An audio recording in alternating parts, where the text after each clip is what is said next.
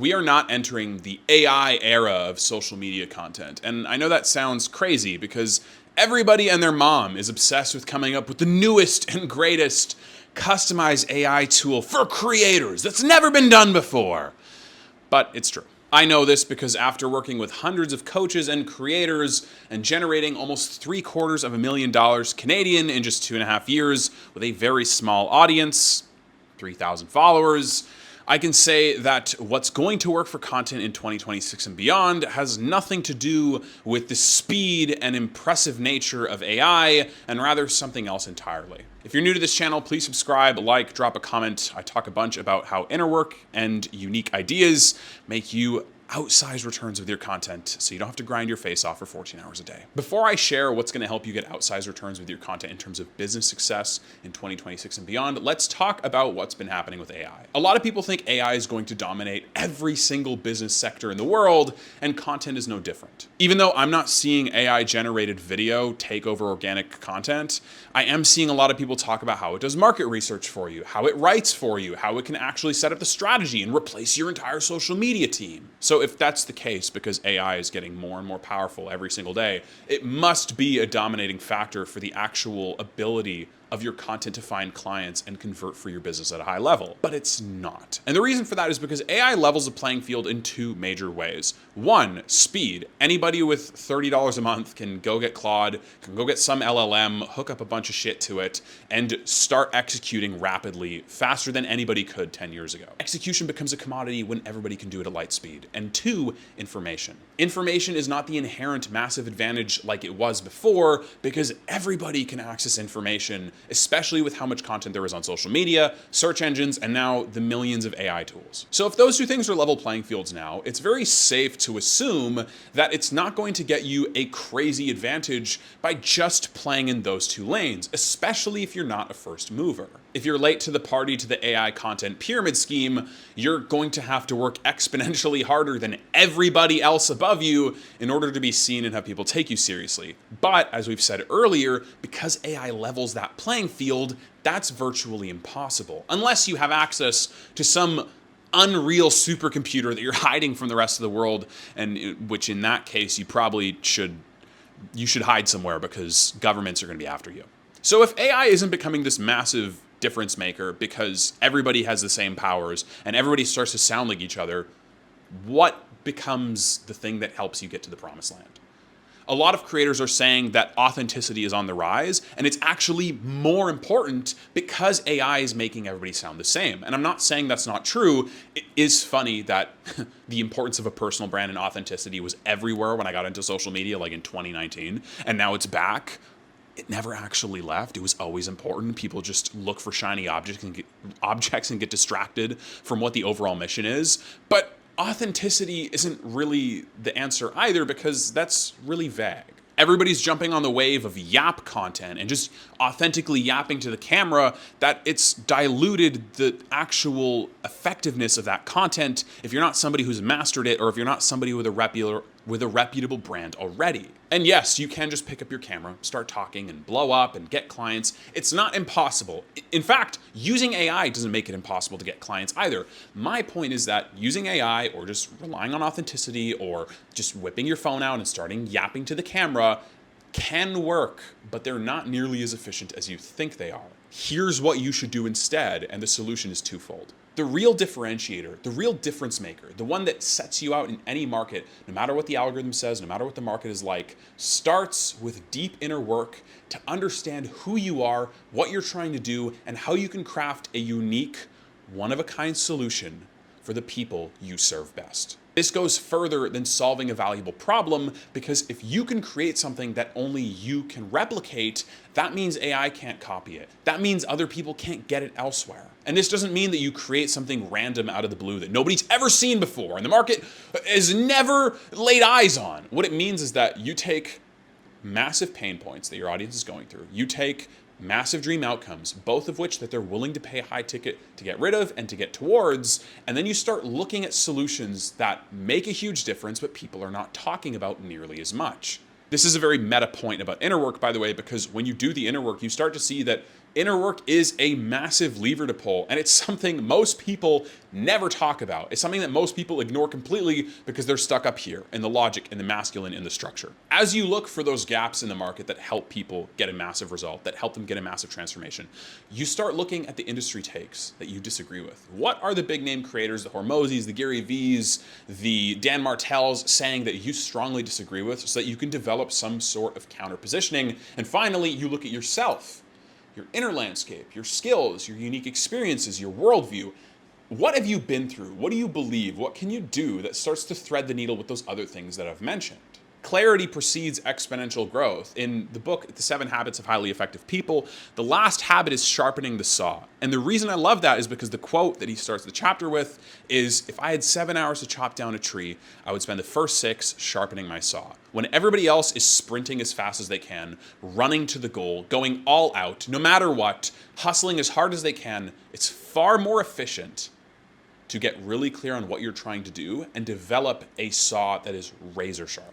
Your sharp angle becomes the unique perspective you bring to the market through your experiences, through your worldviews, through your understanding of what people are going through and how you can get them there as quickly and sustainably as possible. The second key to the massive differentiator that helps you stick out in any markets is how you activate your audience. How can you connect with them in a real way that gets them to move closer to buying from you? And this all connects with the stuff we just talked about in step 1. You need to know their deep pain points. You need to know their desires. You need to understand what people are saying in the industry. You need to understand what solutions get them great results that they're not looking at yet. And then how you can actually facilitate that entire transformation. When you know your audience super well, when you have unique ideas, when you have a unique transformation that you can facilitate and nobody else can rip from you, and then you activate your audience, and then you know how to activate your audience and get them to actually move and take action, that is the unique differentiator. Not AI, not some shiny new object or some fancy tool or some software or some algorithm hack.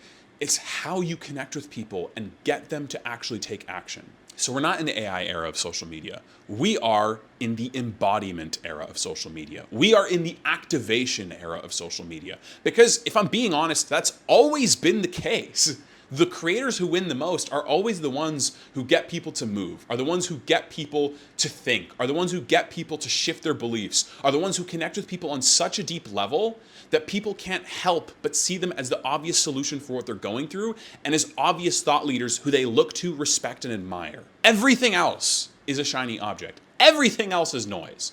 AI, software, trends, they're all noise. If you can get people to move, if you can get people to shift the way they see the world, shift the way they see themselves, shift the way they see the industry, you will win. Point blank, period. That starts with how you embody that unique angle you create and the unique ideas that are going to help people make massive progress in their life. Also, a point that most tech and social media and AI people are not taking into consideration is how much the average person hates AI. They fucking hate it with a deep passion. I don't know if you saw this recently, but there's this woman who gave this speech at a college graduation, and she was talking about how AI was the new industrial revolution. And when she said that, she got booed loudly. Every time she talked about AI being the future, she got almost booed off the stage. But when she talked about how AI wasn't something, about 10 years ago, everybody started cheering. You cannot manufacture desire. This is something I've never understood about the AI hype, about the AI bubble. AI can be a very useful tool, of course. I use it sometimes. I actually don't use it as much anymore. But I know a lot of people who use it in very aligned ways, and I'm super excited for them. Like, if you can use something that helps move your business forward, that helps impact people's lives in a positive way, I'm all for it. But it's not nearly as valuable as people say it is, and a lot of it is hype and valuation to try to get people to put more money into it because there's no real demand. There's no real demand at the scale in which the tech oligarchs tell you that it's supposed to be valued at. Because if it really was, people would be clamoring for it all the time. And before you say, oh, well, there wasn't real desire for cell phones, there wasn't real desire for the internet when it came along, the primary goal of cell phones, the primary goal of the internet was to connect people. Cell phones, you had a phone in your pocket all the time, you just call somebody. No shit. The internet, you can connect with people all across the world and build stuff that had never been seen before. Part of the AI message that so many people hate is that it's going to displace so many workers, is that it's going to take your job, is it's going to automate everything you love doing, and that it is the future no matter what. Doesn't matter what you say and what you think and what other people think, is that it's coming for your job. It's going to replace you. It's going to take all the creative jobs away. There's going to be nothing else for you to do. That's why people hate it. When the cell phone was created, they weren't like, oh man, sales jobs are not going to exist anymore, because that wasn't a thing. When the internet was created, people weren't like, the brick and mortars are screwed now. That wasn't how people fucking talked. How people talk about AI is way more depressing. It's way more predatory for the way people want to live their lives and what actually gives us meaning. People like doing meaningful work. People like doing things that produce creativity, and AI is the antithesis of that. AI doesn't facilitate creativity, and I've found that even when I use it to edit lightly, I don't like it as much. If I have work to do at scale, I'll use it to assist. But if I don't touch it. Because it's a useful tool, but I want to synthesize the creativity that God has given me as much as I can. And when people over-rely on that, when people use it way too much, when it becomes a crutch, that's when it becomes a problem. That's when you get terrible writing. That's when you get hallucinations. That's when you get people thinking they're far smarter than they actually are. That's when you get people absolutely getting sick and tired of watching content, sick and tired of listening to people talk, sick and tired of the way the world's going. I love watching content. I love creating content. I think the idea that you can just take your phone out, create something in your mind, get clients, change their lives in a huge way without even meeting them, they didn't grow up anywhere close to you, is insane. I think that's such an awesome thing that we have access to, and that's why I love being a coach. That's why I love being a consultant. It gets memed like crazy, and it's fine. I get the memes. It's very, very valid. Even I'm getting sick of the industry in some capacity because everybody's so greedy for AI to make them money, and they don't care how it impacts themselves. They don't care how it impacts other people. They don't care how it impacts the industry. They don't care how it impacts their clients' lives. All they care about is using the new shiny object to get ahead by any means necessary. And if they can squeeze every last drop of money out of this tool, it doesn't matter who it comes at the expense of. It just matters that they were right and they were seen as a thought leader. And that's what so many people hate about AI. So we are not entering the AI era of social media content, and I'm very glad for that fact. On the surface level, it seems crazy because there's so much AI hype, but when you go a lot deeper, it's not the case at all. But anyways, that's today's video. If you want to watch another video as to how you can add more clients to your business through content ecosystems, unique ideas, and inner work, there will be another video popping up somewhere here on this screen. And I'll see you in the next video. Peace.